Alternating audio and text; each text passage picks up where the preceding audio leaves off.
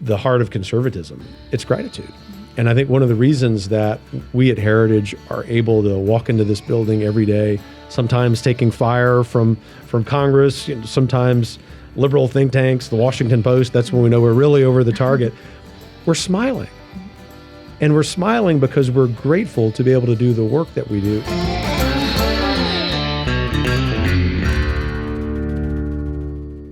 Today is the 50th anniversary of the Heritage Foundation, and joining us to celebrate is Heritage Foundation President Dr. Kevin Roberts. Dr. Roberts, thank you so much for being with us. It's my pleasure. So as I mentioned, today is the 50th anniversary of the Heritage Foundation, and really just an incredible honor. And I think it speaks to the work that we've been doing both in the past and the present. So first and foremost, what do you think has contributed to the success of the Heritage Foundation over the last 50 years? There are a lot of ways I would put that, but I think most succinctly it would be Heritage has always been willing, without fail, to state the truth, even in those times when stating the truth comes with some risk. In other words, sometimes, maybe even often, stating the truth about fiscal restraint or the lack thereof, stating the truth about America's social and cultural weakness, stating the truth about violating federalism. We know that those are right. Our supporters know that we're right. Our friends in Congress do. But it isn't always popular in Washington, D.C. to do that. And yet, today, as much as we did in the first days of Heritage, we do that. And for us, internally, as you know, that's one of our metrics of success. We don't do that to sum up here to make people angry. We do it because it's the right thing to do. And we know that that's a palpable obligation we feel when we walk into our office. And just to look ahead to the next 50 years, what do you hope to see the Heritage Foundation accomplish? Continuing to be cheerful warriors. I mean, that's why we're able to get away with stating the truth even when it hurts, is that almost always we have smiles on our faces about it. And so what we're looking to do as we think about the next 50 years is calling a spade a spade. We're very sober about the challenges America faces. We're not being sort of silly when we say that. But secondly, what we're also zealously focused on is the set of solutions that fix those problems. And so we're hopeful that that aspirational vision of what conservative governance looks like, not just a smaller government, but a government that is involved in only those parts of life so that the rest of those aspects of life we're able to be in charge of. We're able to be focused on self-governance. That would be the great success for the Heritage Foundation. Sometimes we will define that in terms of school choice bills being passed, smaller federal budgets, a foreign policy that makes sense. Heck, how about a presidential administration that doesn't allow the Chinese Communist Party to fly balloons over the territory? Those are all important things for Heritage to be involved in. But ultimately, it comes down to 50 years from today, whoever's sitting in my chair, maybe you'll be sitting in this chair, let's hope, they would be able to look back and say, Heritage helped to restore self-governance to the greatest republic in the history of the world. I want to talk a little bit more about something that I hear you often talk about, and that's always being on offense. What does that mean for not only the Heritage Foundation, but also the conservative movement more broadly? Well, it's kind of a law of physics coming from this historian, and that is inert matter gets acted on. And the conservative movement has been too inert, or has been inert for too long. And we see that all the time. I mean, when we think about other metaphors like the swamp or the establishment, what that means is what they refer to as this sclerosis, just this utter growth in inert matter in the most important, influential seat of government in the world and in the history of the world. What Heritage wants to do and tries to do every day is break that open. And ultimately, that's important because that stands in the way, all of that inertia of self-governance.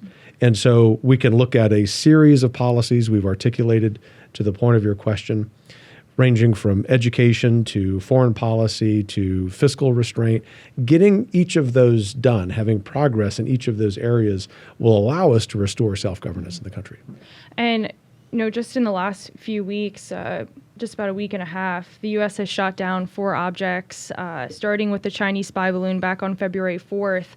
What does this say about the state of our nation and its strength on the global stage? The state of the nation is weak. In fact, the state of the nation is weaker than it's ever been. And I find it unconscionable frankly, I find it a betrayal that the President of the United States on one afternoon would be sitting in a press conference in a room in the White House, asked by a member of the press corps who was not a conservative, Mr. President, tell us about this balloon flying over then Montana. And all we got, I don't mean to be disrespectful to him or to the office, was a blank look.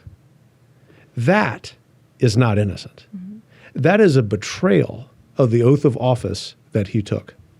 That should have been shot down well before it even arrived on the shores of the Pacific Northwest.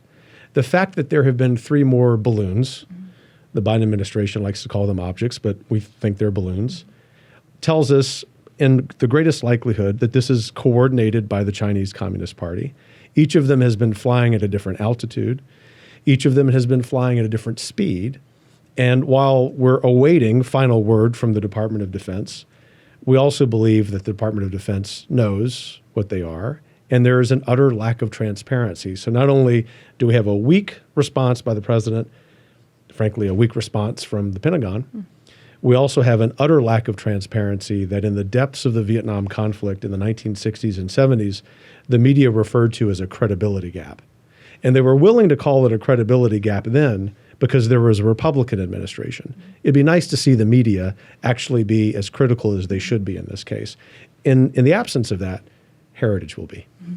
Yeah, let's talk a little bit more about the role of Heritage. And I know last year we unveiled the 7 policy priorities. Can you talk to, or can you speak to these 7 policy priorities, the vision that you have for Heritage, and the different campaigns that are part of the policy priorities?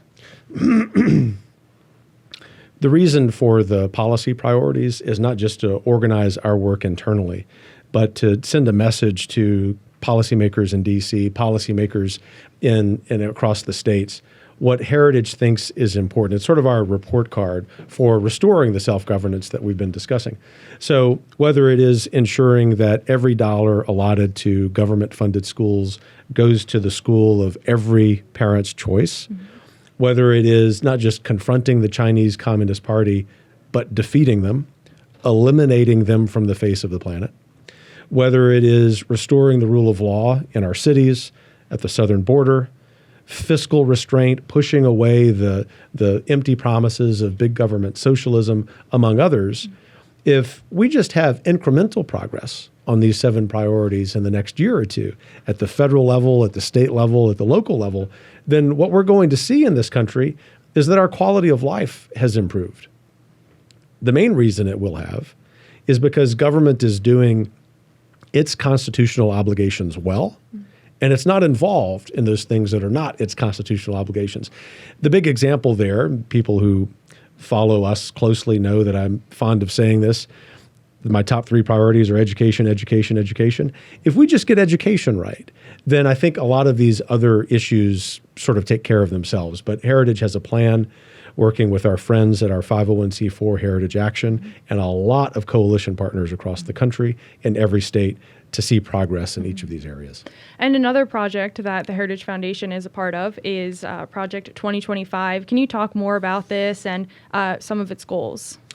You know, on any given day, Sam, I can get so excited about any of our discrete issues, but every single day, every time I talk about Project 2025, I get very excited for this reason. If we look at a particular moment in time, noon, January 20th, 2025, the next president of the United States, whoever he or she will be, will take the oath of office, and I'm convinced that person is going to be conservative. We don't have a dog in that fight. We're friends with all of the conservative aspirants. We would love it if Joe Biden somehow would wake up one day conservative. It seems to be unlikely at this point. But the point is, he or she will take the oath of office, and I know in my heart that he or she will be very grateful to Heritage for the following reason. Over the last several months, we've organized 50 other conservative organizations, 400 policy experts from across the movement to produce 2 years earlier than we would usually do, a set of policies for that president to enact. But beyond that, We've worked with the best software and trustworthy software company in the world to develop a conservative LinkedIn, if you will, where thousands of people who want to serve the next administration have already begun submitting their resumes. They will be vetted, they will be trained through 45 training videos and courses that Heritage and our coalition partners are doing. And then finally, this is the really important part. The conservative movement, when it's been at its best, like Heritage was in our early days in 1980, did all of this work in a span of 3 months during the official transition project for the president-elect. We're starting years in advance because before that president takes the oath of office on January 20th, 2025, we want that plan already to be in motion. And as soon as they get to the White House, as soon as they get there, we're not talking about the first 100 days, we're talking about the first 100 minutes, implementing executive orders and administrative rules that begin to take back this republic. And the way that looks, to sum up here, is that we finally drive a dagger in the heart of the administrative state. Anything short of that in the 2020s, the conservative movement is just playing around on the edges. I want to talk a little bit about your role as the president of the Heritage Foundation. As we've been talking about, Heritage has played such a significant role in the conservative movement, both in the past and in present day. And as the president, how are you working to continue building on that role and ensuring that Heritage fulfills its role as America's outpost in Washington? You know, the great thing about being the president of the Heritage Foundation, which is such a privilege, is that every day is different. And so some parts of each day, and this is really important for the 7 of us who've been president of Heritage, we are considered sort of academic or intellectual leaders of the movement. We are, after all, a think tank. Now, we do a lot more than just a regular think tank. We actually take a lot of action, but that action is effective because we spend so much time with our colleagues here at Heritage, with colleagues, perhaps even some intellectual adversaries across the country, in order to get to the right policy solutions. There's that element. The other element of it is traveling the country, not just speaking to groups, but as I like to do, listening to other people. Heritage is supported by several 100,000 everyday Americans each year. That's why we're able to be headquartered here, not just behind enemy lines in the Imperial City, but a block away from the Capitol and remain sane. That part of my job is really important. But the part of my job that I like best, even though I love those and I love working with the elected officials and giving them advice, is all of the young people who are involved in our movement. You know, the conservative movement has gotten to the point where we hear a lot about broadening the audience. We hear a lot about making sure that there is a future for the movement. I've got the privilege of seeing that every day that I'm in the office. This podcast is an example of that. But you know this, the plurality of our colleagues here at Heritage are 35 and younger. For those of us who are older than 35, it's very encouraging. And I also know that walking around Capitol Hill, as I do every day when I'm in town, traveling the country, this movement is in really good shape. We just have to sort of come full circle in our conversation. We just have to make sure we're telling the truth in an unvarnished way, because we live at a time, for the first time in American history, when a minority of Americans trust institutions. And it's imperative that if, in fact, we're going to restore self-governance, if we're going to have success in all of these policy areas, that we're able to rebuild that trust. And that starts with Americans who are younger than me. I wanted to talk about some of the challenges that the conservative movement and maybe Heritage are facing to, combat some of the threats maybe from the media or kind of the criticism that we might face. What is your response to that? And can you talk more broadly about the efforts to save the Republic? Well, we receive a lot of criticism at Heritage, and I was going to say, I don't mean that in a feisty way, but I kind of do, as you know, hyper competitive. And I think a lot of the criticism we get is gratuitous. It's actually not well informed. But the criticism that is well informed, that is thoughtful, we welcome, we respect a great deal, and we stop and we contemplate. Because the job of Heritage at its best is always to add and multiply. And sometimes we need to issue what I like to call fraternal corrections. I've done that a few times in my first year plus here, people who I thought needed to be a little more thoughtful, when they were criticizing the work of our colleagues here. But that's the challenge for the conservative movement, is how do we add and multiply? How do we remember that our movement is much bigger in terms of the number of people than the movement of the radical left? But we're also a lot more fragmented. You know, people watching or listening to this conversation no doubt know that the radical left is almost always unified, right? I mean, I often get those questions, Kevin, how do they march in lockstep all the time? We don't do that. We never have. That's the good news. The bad news is that it's challenging. And then for us at Heritage in particular, because of our value proposition, which isn't just to pontificate. It isn't just to write a white paper. It isn't just to stroke our beards and sound smart or snarky on Twitter. It's to actually do something. And that something is building America. That we have to do a really good job. We in particular at Heritage have to set the standard for getting everyone to work together for the sake of effecting good policy change. That's both hard, but it's also really important. And all of us at Heritage would say that it's a privilege. Just a few final questions here. You're talking about the people who work here, and I want to, the people who have been supporters of the Heritage Foundation since the very beginning, maybe even people who just joined today, or maybe will join after listening to this podcast and be a supporter of the Heritage Foundation. What is your message to them? Tremendous gratitude. I think about the heart of conservatism, which isn't just self-governance. It isn't just restoring limited government. It's gratitude. And I think one of the reasons that we at Heritage are able to walk into this building every day, sometimes taking fire from Congress, sometimes liberal think tanks, the Washington Post, that's when we know we're really over the target. We're smiling. And we're smiling because we're grateful to be able to do the work that we do. And we wouldn't be able to do that work were it not for the sacrifices, financial sacrifices of hundreds of thousands of people. There have been something like 2.5 million different Americans who've given at least one gift to Heritage since we were founded 50 years ago. Wow.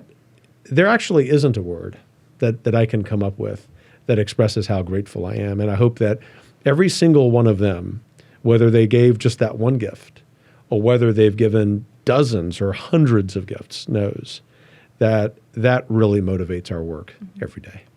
Just one final question for you. As a historian, obviously this is a very historic event, the 50th anniversary. What's one thing or maybe a few things that you hope people will take away from our conversation today about the Heritage Foundation? Well, the first is not to despair. That there are a lot of reasons to be discouraged. There are a lot of reasons to be frustrated.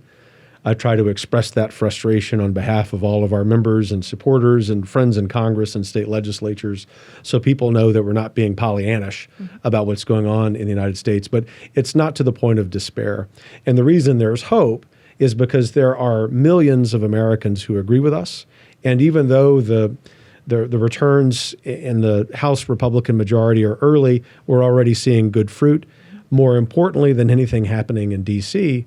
is that this 2023 legislative session across the country, I think, will be the greatest in the history of the conservative movement. Universal school choice bills in multiple states, great action on fiscal restraint, on restoring self-governance. But the second is equally important to that what I have seen in just 15 months here, because of Heritage's credibility, because of our willingness to listen to others, incorporate their thoughts into what we're doing, but then to charge hills, is that the fragmentation of the conservative movement is beginning to be healed. And I am really excited about the 2024 election cycle. But point 3, and it's my last point, is elections are important, but they're not the most important.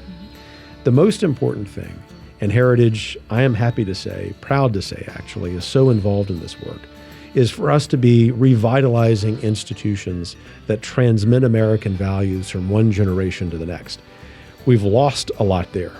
The left has successfully marched through most of our institutions, but we're also beginning to win, starting new schools, new colleges, new organizations. Heritage is putting its money where its mouth is. We're, as you know, spending 7 figures each year on helping some of those new organizations be revitalized. This is the point. By the end of this decade, we're all going to be at our respective New Year's Eve parties in 2029. And we're going to say, we did it. if this in fact is the Second American Revolution, hopefully bloodless, then I think we are in the middle of refounding organizations, including Heritage, frankly, that are vital to self-governance, not just of Americans, but also for free people around the world. Dr. Roberts, thank you so much for joining us. I really appreciate it. Thanks for having me.